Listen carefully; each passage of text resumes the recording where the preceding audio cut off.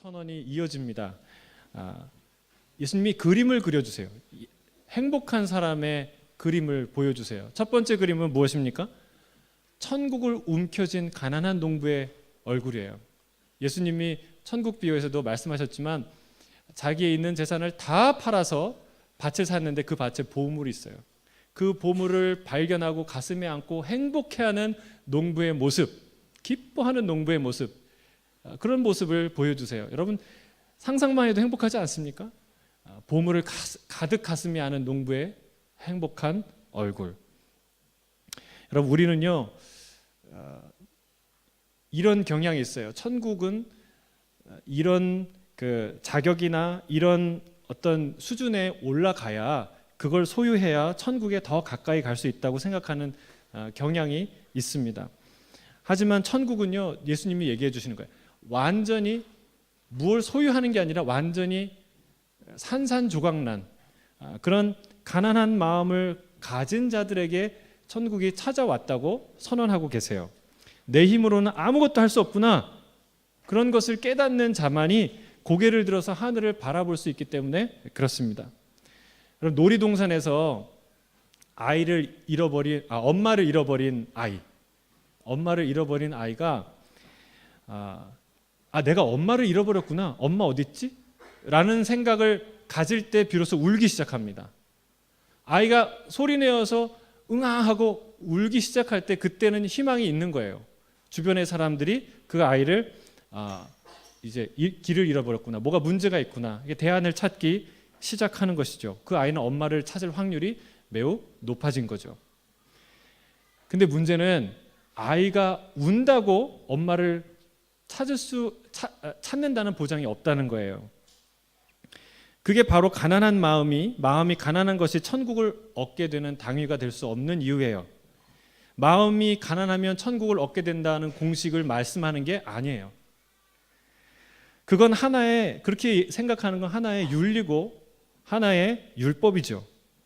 근데 이게 복음인 것은 그 우는 아이에게 엄마가 찾아왔다는 거예요. 엄마를 만났다는 거예요. 엄마를 찾을 수 없는 환경에서 엄마를 만나게 됐다는 것이죠. 여러분 우리가 팔복을 읽을 때 팔복의 뉘앙스를 잘 분별해야 됩니다. 이 팔복은요, 선언이고 선포입니다. 선포예요. 각 문장마다 어떤 이 형식으로 되어 있냐면 앞부분보다 뒷부분의 비중이 더 많이 실려 있어요. 근데 우리는 앞부분의 비중을 두고 이해를 하고 해석을 하는 경향이 있어요. 가령 이런 거예요. 그러니까 복이 있는 자들이여 라고 선언하고 그 뒤에는 왜냐하면, 호티라는 절로 왜냐하면 이렇기 때문이다 라는 이유를 설명해요. 가령 누가 이렇게 얘기했다고 보세요. 넌 참 좋겠다. 가난하고 힘든데 10,000불짜리 집이 생겨서. 여러분 이 문장을 여러분 누가 했다고 넌 참 좋겠다. 가난하고 힘들었는데 너는 10,000불짜리 집이 생겨서. 이렇게 얘기하면 우리가 이렇게 해석할 수는 없는 거예요. 절대로 그렇게 해석할 수 없어요. 너가 가난했기 때문에 10,000불짜리 집이 생긴 거야. 너는 가난해야 10,000불짜리 집이 생겨. 이게 아니죠. 무슨 얘기입니까? 가난한 사람에게 10,000불짜리 집이 생겼다는 거예요. 10,000불짜리 집을 만든 게 아니고 그게 생겨났다는 얘기죠. 여러분, 가난이 천국의 선결 조건이 아닙니다. 애통하는 사람이 꼭 위로를 받으라는 법이 없어요. 그리고 세상에는 아직도 의에 줄이고 목마른 채로 죽어가는 많은 사람들이 있습니다.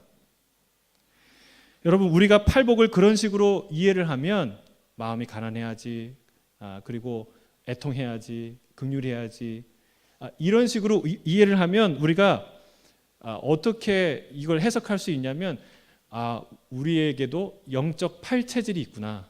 어떤 사람은 가난함, 어떤 사람은 애통함, 어떤 사람은 나는 온유보다 청결함이, 마음이 깨끗한 것이 더 강해. 이런 식으로 8가지를 해석할 소지가 많다는 거예요. 근데 주님이 그런 식으로 얘기하는 게 아니에요. 팔복은 그런 8가지의 미덕을 나열한 것이 아니라는 것이죠.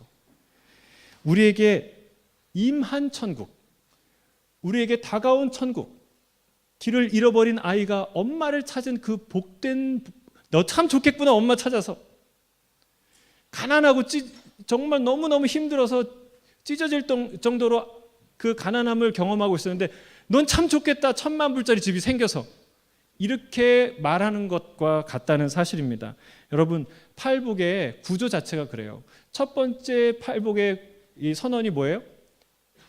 심령이 가난한 자는 복이 있나니, 뭐가 너희 것이라고요? 천국이. 마지막에 의를 위해서 박해를 받는 자는 뭐가 너희 것이라고요? 천국. 여러분, 천국으로 시작해서 천국으로 끝나요. 천국을 기억하게 하고 천국을 선포해요. 이게 팔복이라는 사실입니다. 여러분, 천국 선언이에요. 우리에게 주어진. 그래서 천국이라는 것이 막연하고 모호하기 때문에 예수님이 그걸 분명하게 그려주는 거예요. 천국은 뭐냐? 가난한 농부가 보물 상자를 가슴에 끌어안고 행복해하는 그 행복. 그게 바로 천국이다. 두 번째 그림은 뭔지 아세요? 정말 가슴이 찢어지는 고통 가운데, 눈물 가운데 주저앉아서 슬피 울고 있는 한 여인에게 찾아온 위로자예요. 진정한 위로자. 그의 눈물을 닦아주는 놀라운 그림이에요. 저는 이런 그림이, 팔복의 선언의 그림이 저와 여러분의 그림인 줄로 믿습니다. 그리고 이런 기쁨이 저와 여러분 안에게 찾아오기를 주의 이름으로 축복합니다. 오늘 두 번째 그림에 대해서 마태복음 5장 4절 이렇게 말하고 있습니다. 같이 읽어볼까요? 시작. 애통하는 자는 복이 있나니 그들이 위로를 받을 것이며. 그렇죠. 주저앉아 울고 있는데 위로자가 찾아와서 그녀의 눈물을 닦아줘요. 비로소 그 여인의 슬픔은 사라지고 그 여인에게 행복감이 밀려오는 것이죠. 행복하고 아름다운 그림이죠. 이게 천국을 만난, 주님을 만난 성도의 모습이라고 말씀하고 있다는 사실이에요. 애통하는 자는 누군가요? 애통하는 자는 말 그대로 우는 사람이에요. 통곡하는 사람. 너무나 큰 상처와 아픔으로 비명을 지르듯이 고통을 호소하는 사람. 그런 사람이죠. 이것은 사실은 지난주에 선포한 말씀처럼, 첫 번째 팔복처럼 마음이 가난한 사람들과 이어지는 말씀이에요. 특히 가난한 마음과 애통함이 깊이 연결되어 있고요. 이거는 우리 크리스찬의 굉장히 중요한 영적인 토대입니다. 이 마음은 인생의 바닥을 경험할 때 생겨요. 인생의 바닥. 제가 수요일에 몇 주간 죄에 대해서 깊이 우리가 성경 공부를 했어요. 그래서 어떤 분들은 불편해하실 수 있었을 거예요. 왜 죄에 해방된 우리에게 또다시 죄를 그렇게 강조하느냐, 그렇게 말씀하실 수 있을 거예요. 근데 예수 그리스도 안에 있는 우리에게도 죄에 대한 인식이 너무너무 중요하다는 사실이에요. 근데 이걸 알아야 돼요. 우리는 죄인입니까? 의인입니까? 죄가 가려진 의인이죠. 예수님의 은혜로. 죄는 더 이상 우리에게 효력이 없어요. 아멘? 여러분, 죄의 종 노릇하지 마세요. 우리의 약점을 가지고 막 이리저리 막 그냥 이렇게 인도하는 사기꾼처럼 그 마귀가 죄의 우리의 약점을 가지고 막 흔들 때 흔들리지 마세요. 예수 그리스도 안에 있으면 죄는 효력이 없어요. 그런데도 불구하고 그 죄를 아는 것이 중요해요. 왜 그렇습니까? 죄를 알아야, 우리 안에 실제로 우리와 함께 있는, 우리 안에 있는 죄성을 알아야 그 죄성을, 내 안에 꿈틀거리고 흉측하고 정말 끔찍하게 돌아다니는 이 죄성이라는 용을 잡아다가 주님의 십자가 안에 내려놓을 수 있다는 사실이에요. 여러분, 그거 몰라요. 우리가 그 인식 못하면요, 내가 분노하는지, 내 마음속에 어떤 시기심이 왔다 갔다 하는지, 어떻게 내가 농락당하는지 몰라요. 근데 내 안에 죄성이라는 것을 알면 그렇게 할 수가 있다는 거예요. 내 얼굴을 드러낸 그 죄의 실체를 주님 십자가 안에 내려 끌고 와서, 주님, 내가 이런 사람입니다. 하나님 용서해 주시고 회복시켜 주십시오. 다스려 주십시오. 내가 어떻게 할 수 없는 놈입니다. 이 놈은 하나님, 주님께서 처리해 주세요라고 할 때 하나님이 십자가의 은혜로 주께서 우리를 새롭게 해주시는 것이죠. 이게 이 죄에 대해서 알아야 될 필요고요. 또 두 번째는요. 오늘 이 부분에 대해서 말씀하고 싶어요. 여러분, 내가 철저히 죄인이라는 것을 알아야 교만하지 않아요. 내가 철저히 죄인이라는 것을 알아야 실수하지 않아요. 바울이 당대의 최고의 학문을 자랑하는 사람이었어요.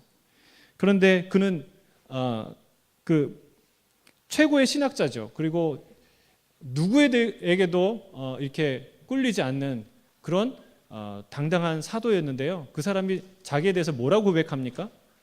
나는 죄인 중에 괴수입니다 라고 고백해요. 어울리지 않는 고백이죠. 그럼 다윗을 보세요. 다윗은 하나님의 마음에 합한 자라는 이야기를 들을 정도로 정말 영성으로 충만한 사람이었는데, 그 사람은 수많은 성공과 부를 누리면서도 이 시편을 보세요. 얼마나 겸손한 고백을 하는지 몰라요.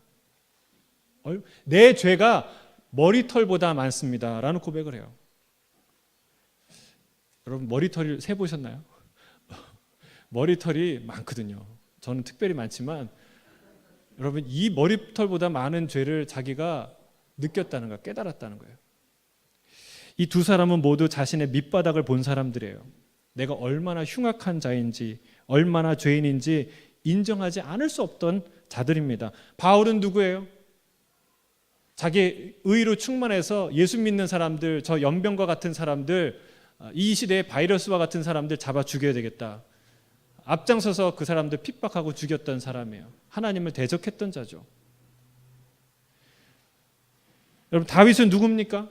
충복 중에 충복, 충신 중에 충신인 우리아를 죽이고 그 아내를 취한 정말 끔찍한 죄를 저지른 사람입니다. 여러분, 내가 죄인이라는 사실을 알게 된 거예요. 내가 별 수 없다는 것을 알게 된 거예요. 모세는 어떤 사람이에요? 살인범이었어요. 분노가 가득해서 주먹으로 사람을 쳐서 죽였어요. 여러분, 광야 40년은 그냥 주어진 게 아니라 그 모세를 새롭게 준비시키는 시간이에요. 이렇게 내 안에 밑바닥을 경험하게 하고 내가 흉측한 죄인이라는 것을 정확하게 알게 하시려고 하나님이 바울도 다윗도 모세도 그렇게 준비시켰다는 사실이에요. 여러분, 이 죽을 죄인을 주님께서 살려주시고 이 못난 죄인을 주님께서 죽도록 사랑하신다는 것을 알게 될 때에, 그때 비로소 내가 하는 헌신, 내가 드리는 예배, 내가 드리는 모든 것이 다 내 의가 되지 않아요. 아무리 큰 은혜가 주어져도요, 교만하지 않아요. 이거 하나님께서 다 주신 거고 내 거 아닙니다 라고 고백할 수 있어요. 근데 우리가 그렇지 않으면 반대가 된다는 거예요. 조금만 하나님이 은혜 주셔도 목이 이렇게 딱 올라가고 이거 내가 한 거야 라고 말은 하지 않지만 그 마음속에 그런 태도가 들어온다는 사실입니다. 여러분, 전적인 타락, 우리의 인생의 밑바닥, 내가 아무것도 할 수 없다는 그 현실을 깨달은 사람만이 전적인 은혜, 모든 걸 덮고 모든 걸 풍족히 채우시는 그 하나님의 놀라운 은혜를 알게 되고 눈뜨게 된다는 사실입니다. 여러분, 이 가난함이 크면 클수록, 이 애통함이 크면 클수록 하나님의 더 큰 은혜를 경험할 수 있게 된다는 역설이에요. 그렇지 않으면 조금만 교만해져도 빗나간다는 사실이에요. 자신이 영광을 받게 됩니다. 은혜로 시작해서 이단 교주로 끝나는 사람들이 얼마나 많습니까? 그게 다 그런 케이스예요. 저는 우리 모두 이 가난한 심령의 소유자가 되길 주의 이름으로 축복합니다. 그리고 애통의 눈물이 있는 영혼이 되길 주의 이름으로 축복합니다. 근데 이 애통함이라는 것이 억지로 되는 게 아니라는 거예요. 애통함 자체가 행복도 아니라는 거죠. 여러분, 배고픈 것 자체가 행복인가요? 그렇지 않죠. 배고픈 것 자체는 행복이 아니에요. 배고픔이 행복이 되려면 조건이 있어요. 맛있는 음식이 있어야 돼요. 또 하나의 조건이 있어요. 그걸 먹을 수 있어야 돼요. 이 먹을 수 있는 건강과 상태가 있는 것도 큰 축복입니다. 음식이 있는데 배고픈데 먹을 수 없는 광경을 일컬어 뭐라고 얘기하죠? 그런 불행한 상황을 뭐라고 얘기하죠? 그림의 떡. 정말 가슴 아픈 상황입니다.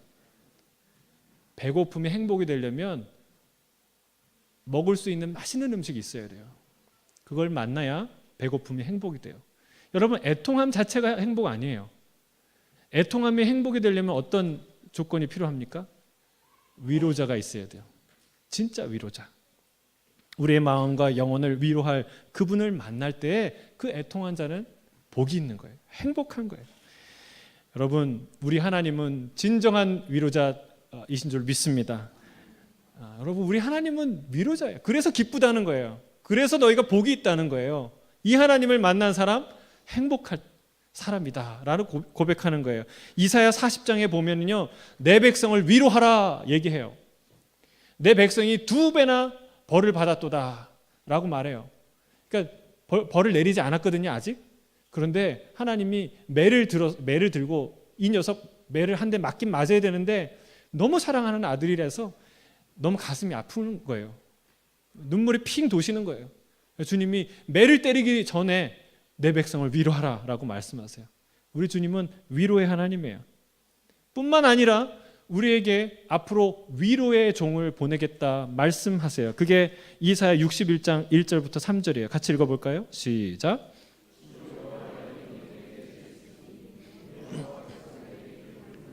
가난한 자에게 아름다운 소식을 전하게 하려 하심이라.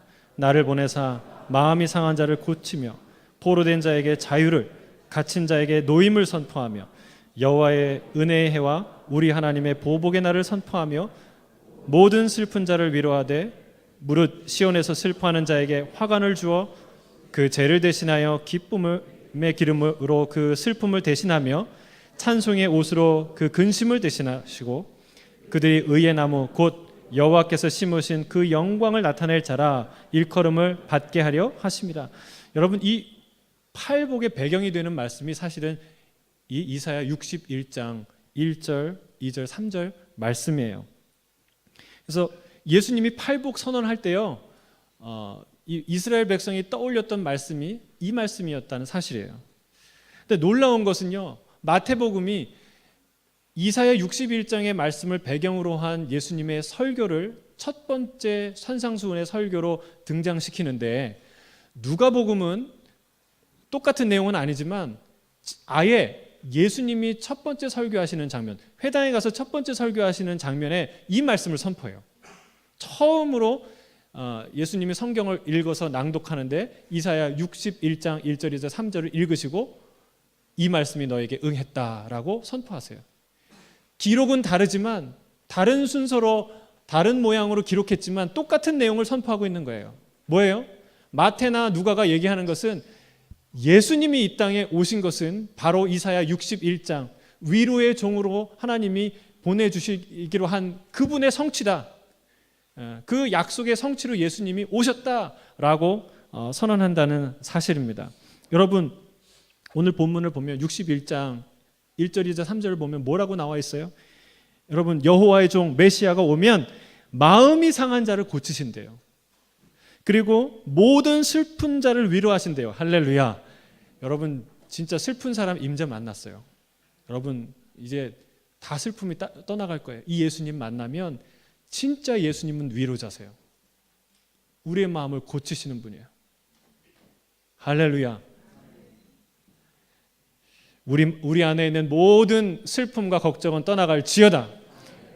이 예수님을 만나면 예수님이 누구예요? 위로자라는 거예요. 위로자. 죄 대신 화관을 주고 슬픔 대신 기쁨의 기름을 바르시고 그리고 근심 대신 찬송의 옷을 주신다는 사실입니다. 여러분, 이게 지금 아직 우리에게 현실화되지 않은 모습일지라도 반드시 이렇게 될 줄로 믿습니다.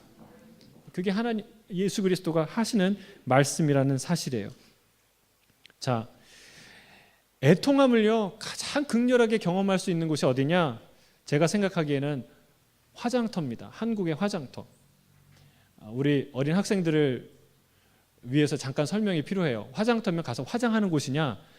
예, 그 여자들이 가서 화장하는 곳이 아니라 그 장례식 중에 그 관 시신을 태우는 것, 태워드리는 곳이. 그래서 그 가루를 모아다 이 상자에 담아서 나중에 묘에다가 그러니까 안치하거나 뿌리거나 하죠. 그래서 그걸 태우는 것을 화장터라고 얘기해요. 화장터. 알고 있는 분은 또 아시겠지만 또 혹시 모르시는 어린이들을 위해서. 근데 거기 가면요 특징이 있는데 통곡 소리, 아주 리얼할 통곡 소리를 들을 수 있다는 거예요.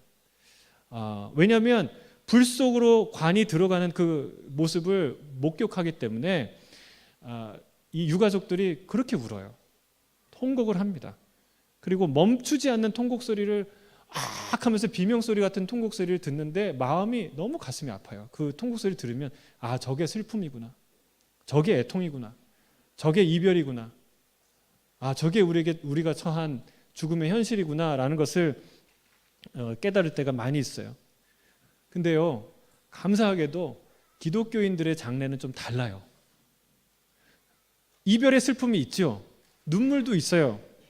그런데 그 그리스도인들이 이 마지막에 화장터에서 장례식장에서 흘리는 눈물과 그 슬픔은 격이 달라요. 느낌이 달라요.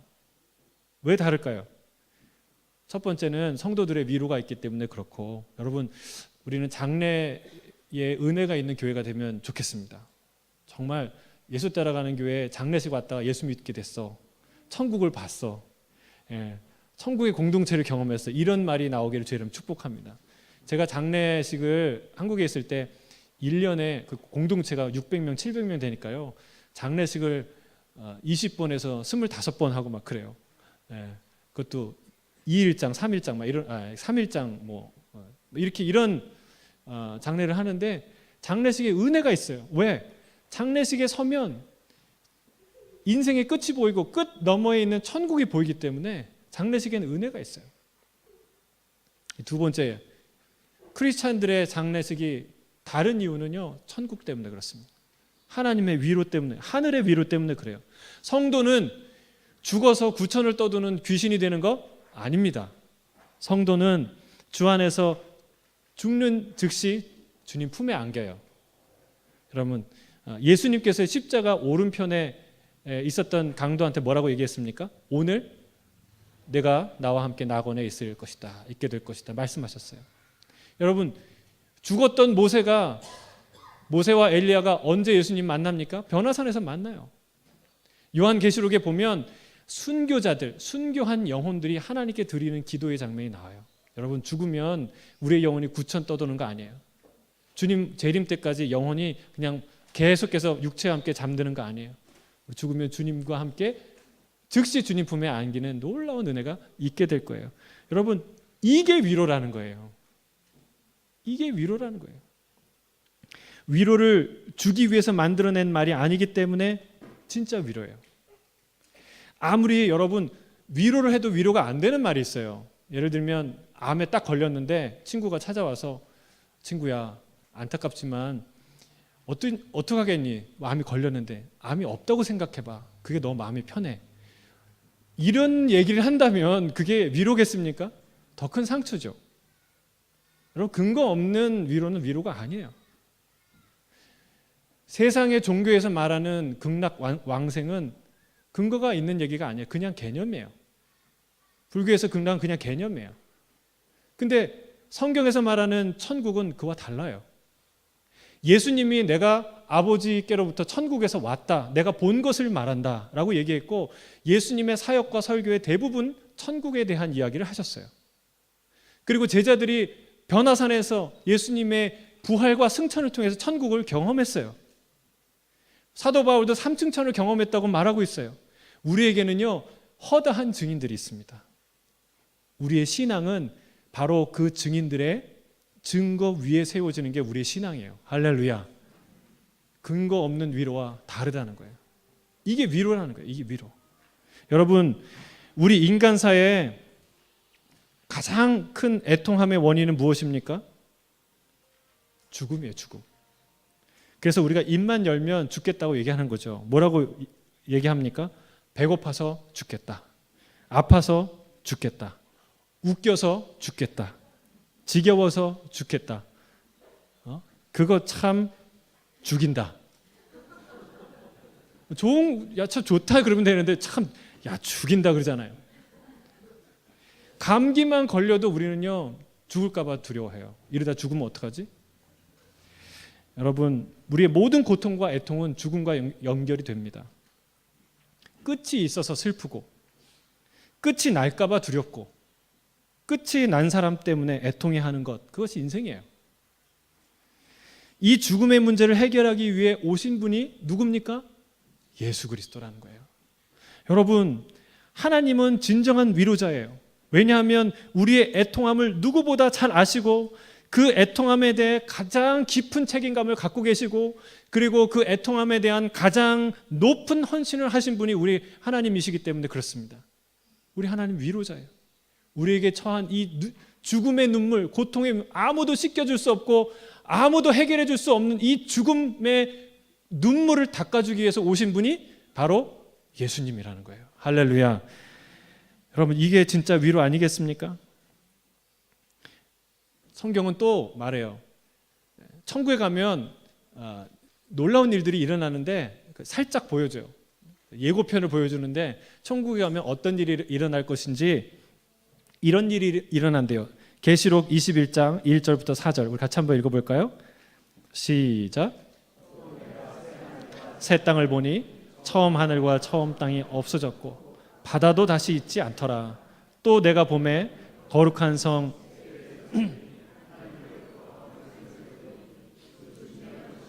신부가 남편을 위하여 단장한 것 같더라.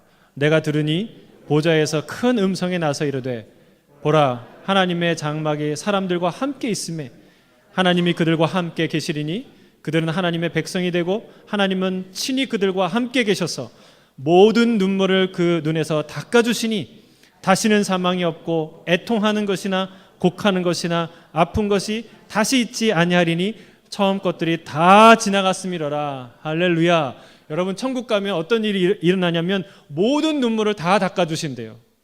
여러분, 남이 알지 못한 눈물 있잖아요. 그거 하나님 아시거든요. 그 눈물 닦아주신대요. 할렐루야. 그리고 여러분, 이 세상에서 많은 애통과 고통 가운데 살다 가신 분 계세요? 주님 안에서 돌아가신 분 계세요? 여러분, 감사하세요. 하나님이 그분 위로해 주시고 계세요. 말할 수 없는 주님의 품 안에서 말할 수 없는 기쁨을, 평안을, 화평을 경험하는 줄로 믿습니다. 여러분, 이게 진짜 위로라는 거예요. 진짜 위로는 천국이에요. 로또, 10억짜리 로또 아닙니다. 여러분, 10억짜리 로또 받으면 진짜 위로가 임하는 것처럼 느끼겠죠? 저도 한번 받아봤으면 좋겠는데, 근데 안타까운 것은요, 로또 10억, 그게 잠시 위로는 되겠지만 몇십 년 못 간다는 거예요. 길어봤자. 여러분, 건강도 위로 안 돼요. 건강, 여러분, 건강이 오면 회복되고 이렇게 즐겁겠죠. 근데 그 건강 몇십 년 못 가요. 몇백 년 가시는 분 계시나요? 못 가요. 여러분, 진짜 위로는요, 영원한 거예요. 진짜 위로는 영원한 거예요. 사라지지 않는 거예요. 진짜 위로는 우리에게 임한 천국이에요. 앞으로 또 이 땅에서 완전하게 임하게 될 천국이에요. 여러분, 어떤 사람이 이런 칼럼을 썼더라고요. 이런 얘기를 했더라고요. 이 세상은 천국의 대합실이 아니다. 천국 대기실이 아니다. 그 말은 맞아요. 그 말은 일리가 있어요. 왜냐하면 하나님이 그러면 뭐 천국 가는 마일리지만 쌓는 것이 우리 인생의 의미냐? 그렇진 않아요. 하나님이 이 땅의 가정과 사회와 일터를 위해서 주어진 책임이 있어요. 우리가 열심히 살아야 돼요. 훌륭한 시민으로 살아야 돼요. 훌륭한 아빠로 살아야 돼요. 죽으면 끝나는 게 아니에요. 그런 책임이 있죠. 그런데 이런 말을 하는 사람은 가만히 얘기를 들어보면 천국을 몰라요. 천국을 안 믿어요. 천국이 어떻게 놀랍게 이 땅 가운데 역사하는지 그 비밀을 모르는 사람이에요. 여러분, 비근한 예로 군대에 가면요, 군대 갔다 오신 분들 알겠지만 군대에 가면 손꼽아 기다리는 날이 있는데 어떤 날이에요? 제대하는 날. 예, 휴가죠. 휴가. 그 다음에 제대하는 날. 근데 어떤 사람이 이렇게 얘기하는, 너 앞으로 제대 없어. 그냥 오늘 하루하루 열심히 살아. 여기서 네 인생 끝낸다고 생각하고 최선을 다해 살아. 그러면 힘이 날까요? 안 나요.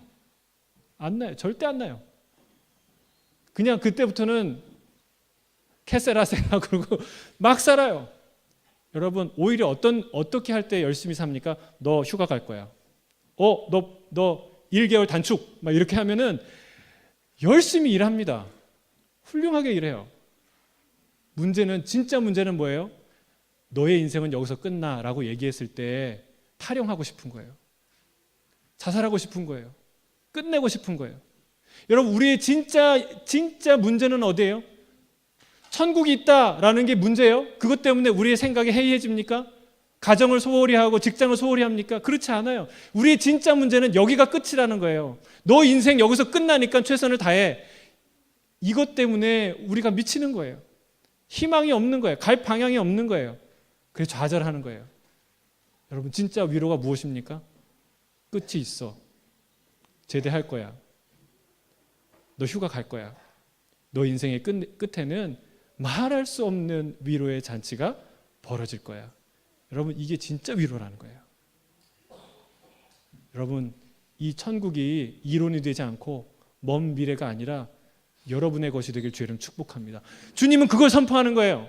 천국을 너희가 바랬느냐? 천국이 왔다라는 거예요. 천국을 너희에게 내가 주었다라고 말하는 거예요. 그리고 그 놀라운 천국이 이제 올 것이다 라고 선포한다는 사실입니다. 여러분, 이 천국을 붙드는 소유하는 저와 여러분 되길 주의 이름으로 축복합니다. 네. 오늘 마태복음 5장 5절 한 절 더 읽고 보겠습니다. 5절 온유한 자에게 주어지는 축복 함께 읽겠습니다. 시작.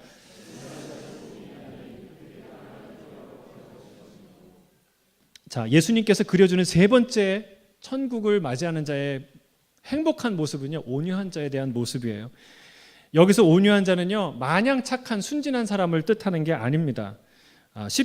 이 말씀은 시편 37편의 말씀을 기억나게 하는 말씀이에요. 시편 37편 11절 이렇게 말합니다. 함께 읽겠습니다. 시작. 그러나 온유한 자들은 땅을 차지하며 풍성한 화평으로 즐거워하리라. 싱크율이 90%예요. 그리고 뒤에 시편 37편에 땅을 차지할 것이라는 표현이 2번 더 나옵니다. 이 시편을 읽어보면 알겠지만 악을 행하는 자들에 대한 이야기예요. 악을 행하는 자들 때문에 불평하지 마라. 악을 악으로 갚지 마라. 그들과 싸우지 마라. 잎이 무성한 나무처럼 보셨어요, 여러분? 여기 그 나무에 그 무성한 잎을 세봤어요, 한번. 제가 언젠가. 근데 셀 수가 없더라고요. 너무나 악의 실체, 이 땅에 마치 번성한 악의 실체가 잎사귀가 많은 무성한 나무처럼 저렇게 떡 버티고 있는데, 그런데 어느 날 하나님의 심판이 임하는 날, 하나님의 나라가 임하는 날, 그 나무는, 그 악의 실체는 흔적도 없이 사라질 것이다 말씀하는 거예요. 할렐루야. 여러분, 이런 날이 올 줄로 믿습니다. 그런데 그 날을 믿지만 시편의 현실은 여전히 악이 판치는 세상이에요.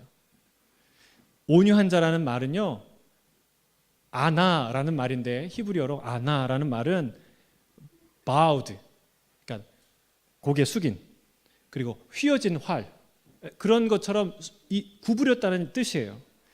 마치 주인 행세를 하고 있는 저 악인들 밑에서 복종을 강요당하는 사람들, 불의한 자를 분노와 폭력으로 맞서지 않고 눌려있는 자들, 그런 인생을 사는 자들을 향해서 주님이 말씀하시는 거예요. 시편 기자는 반드시 심판의 날이 찾아온다고 이렇게 말해요. 시편 37편 28절부터 29절, 34절 읽겠습니다. 시작.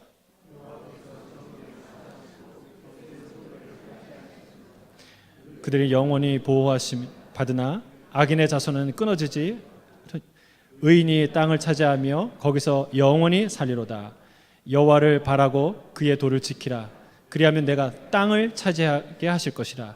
악인이 끊어질 때에 내가 똑똑히 보리라. 악인은 끊어지고, 그리고 여러분은 땅을 차지하게 될 거다라고 주님이 선포하시고 계십니다. 주의 나라가 오면 주인이 바뀔 거라는 거예요. 주님이 우리에게 주의 나라가 오면 너희가 왕노릇할 거다라고 하신 말씀이 있어요. 요한계시록 5장 9절에서 10절이에요. 함께 읽을까요? 시작. 두루마리를 가지고 그 임봉을 떼기에 합당하시도다. 일찍이 죽임을 당하사 각 족속과 방언과 백성과 나라 가운데서 사람들을 피로 사서 하나님께 드리시고 그들로 우리 하나님 앞에서 나라와 제사장들을 삼으셨으니 그들이 땅에서 왕노릇 하리로다. 할렐루야. 여러분, 천국이 임하면 어떤 일이 일어난다고요? 눈물을 닦아주신대요. 그리고 우리가 뭐예요? 왕노릇 한대요. 왕노릇. 주인이 바뀐다는 거예요. 우리가 주인이 된다는 거예요. 주님이 이 그림을 그려주는 거예요. 너희가 지금 누군가 밑에서 일하고 심지어는 악한 세력 밑에서 구부릴 수밖에 없는 그런 상황이지만, 그러나 하나님의 나라, 주님의 나라, 그 나라가 오면 너희가 땅을 차지하게 될 것이다. 왕노릇하게 될 것이다. 주님이 선언하고 있다는 사실입니다. 여러분, 이것을 보는 것이 복인 줄로 믿습니다. 여러분, 이게 보여야 돼요. 내가 왕노릇하겠구나. 그때는 내가 주님과 함께 이 땅을 통치하겠구나. 내가 그때는 그냥 비루한 자가 아니겠구나. 여러분, 아직 완성된 것이 아니니까, 아직 내 삶의 현실에 구체화된 게 아니니까 그게 행복할 이유가 될 수 없다라고 생각하시는 분이 있을 수도 있어요. 그러나 이것은요, 수백만 불짜리, 수천만 불짜리 집을 다 계약한 그 계약서를 받아든 사람에게 너 행복하겠다, 너 좋겠다 라고 말하는 것과 똑같다는 사실이에요. 여러분, 아직 그 집엔 들어가지 않았지만, 아직 이사는 끝나지 않았지만 그 계약서, 돈을 다 지불한 그 계약서를 붙들고 있는 사람은 행복한 거예요. 행복한 사람이에요. 그 사람이 너라는 거예요. 당신이라는 거예요. 이 병든 사람, 그리고 눌려있는 사람처럼 보이지만 그러나 너희들의 실체는 그런 왕노릇할 사람들이라고 주님께서 선포해 주시는 것입니다. 여러분, 팔복을 읽을 때 문자만 읽으면 안 돼요. 주님을 봐야 돼요. 천국의 빛, 소망의 빛, 생명의 빛으로 찬란히 빛나는 그 예수님을 바라보면서 그분의 입에서 나오는 주의 음성을 들을 때 이 말씀이 소망의 말씀이 되고 능력의 말씀이 되는 줄로 믿습니다. 여러분, 글만 읽으면 윤리가 돼요. 아, 가난한 마음 가져야지. 아, 온유해야지. 여러분, 그게 여기에 메시지가 아니라는 거예요. 여러분, 주님의 얼굴을 보면서 듣는 말씀은 내 영혼의 폭탄과 같아요. 폭약과 같아요. 이건 오스왈드 챔버스가 한 말이에요. 산상수훈은 단순하고 심플한데 그게 내 의식을 통해 저 밑바닥 무의식 속으로 쑥 들어가면 그게 폭탄처럼, 폭발하는 폭탄처럼 어느 날 내 영혼의 대변혁을 일으키는 놀라운 역사가 되는 말씀이라는 사실이에요. 여러분, 그렇습니다. 주님께서 지금 우리에게 그 천국의 초대장, 천국의 시민권을 나눠주시면서 너희는 거기서 왕노릇할 거야. 지금은 종처럼 살지 모르지만, 눌려 살지 모르지만, 그러나 그때 나의 완전한 심판이 임할 때 너희는 나와 왕노릇하며 살 거야 라고 말씀하세요. 그게 천국이야 라고 말씀하신다는 사실입니다. 여러분, 이게 그냥 그저 단순한 말 같은데 받으세요. 잘 기억하세요. 근데 그래서 이 말씀이요, 언젠간 여러분이 홀로 기도할 때, 홀로 묵상할 때, 또는 고난당할 때 이 말씀이 폭탄처럼 터질 거예요. 폭탄처럼 여러분의 인생의 대변혁을 일으키는 놀라운 능력의 말씀이 되는 거예요. 아, 나같이 비루한 인생이 주님 나라가 올 때는 왕노릇하겠구나. 할렐루야. 이 인생은 짧고 그 영생은 길겠구나. 이 고난은 잠시고 하나님의 영광은 무궁하겠구나 라는 소리가 저 내 영혼 밑바닥부터 터져 나온다는 사실이에요. 여러분, 그런 놀라운 하나님의 나라, 하나님의 능력을 경험하는 저와 여러분 되길 주의 이름으로 축복하겠습니다. 말씀을 마무리하겠습니다. 천국은 어떤 곳이에요? 주님이 어떤 그림을 보여주세요? 가난한 농부에게 주어진 보물상자, 슬픔을 당한 앉아서 통곡하는 그 여인에게 다가온 진정한 위로자, 그리고 악인에게 눌려 살지만 그러나 앞으로 왕노릇하게 될 세상, 그게 천국이라는 거예요. 여러분, 이걸 기억하세요. 주님이 알려주시고 선포해 주셨어요. 함께 기도하겠습니다. 하나님,